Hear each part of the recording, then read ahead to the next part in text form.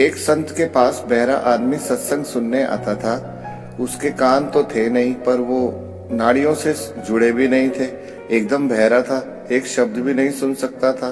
किसी ने संत श्री से कहा, बाबा जी, वे जो वृद्ध बैठे हैं ना, वे कथा सुन, पर वे बहरे हैं। बहरे मुख्य थे, दो बार हंसते हैं। एक तो कथा सुनते सुनते जब सभी हंसते हैं तो उनको देख करके वो भी हंसने लग जाते हैं, और वो कभी कभी अकेले भी हंसते हैं।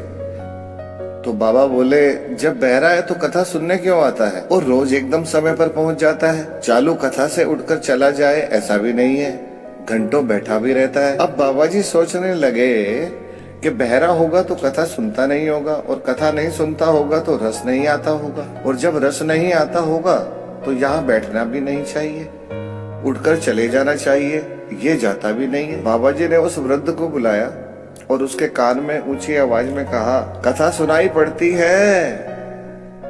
उसने कहा, क्या बोले महाराज? बाबा जी ने आवाज और ऊंची करके पूछा, अजी मैं कहता हूँ, क्या आपको कथा सुनाई पड़ती है? उसने फिर कहा, क्या बोले महाराज? बाबा जी समझ गए कि ये तो भाई पूरी तरह से बहरा है। बाबा जी ने सेवक से कागज कलम मंगाया और उससे लिखकर पूछा। वृद्ध ने वापस जवाब में लिखा, मेरे कान पूरी तरह से खराब है, मैं एक शब्द भी सुन नहीं सकता हूँ। कागज कलम से दोनों में प्रश्न उत्तर होने लग गए।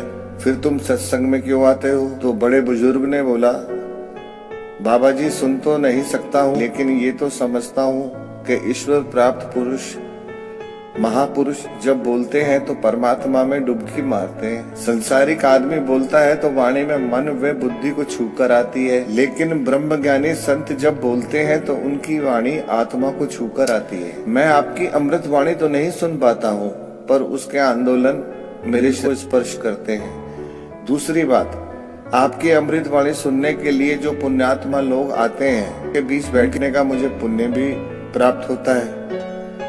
बाबा जी ने देखा कि ये तो बहुत ही ऊंची समझ का धनी इंसान है। उन्होंने कहा, हंसना आपको अधिकार है, किंतु मैं ये जानना चाहता हूँ कि आप रोज सत्संग में समय पर पहुँच जाते हैं और आगे बैठते हैं, ऐसा क्यों?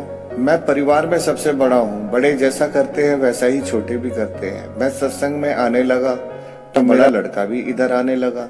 शुरुआत में कभी कभी मैं बहाना बना करके उसे ले आता था। ले आया तो वो अपनी पत्नी को भी यहाँ ले आया। जब पत्नी आई उसकी तो बच्चों को ले आई, सारा कुटुंब सत्संग में आने लगा। तो फिर भाई कुटुंब को भी तो संस्कार मिल गए ना।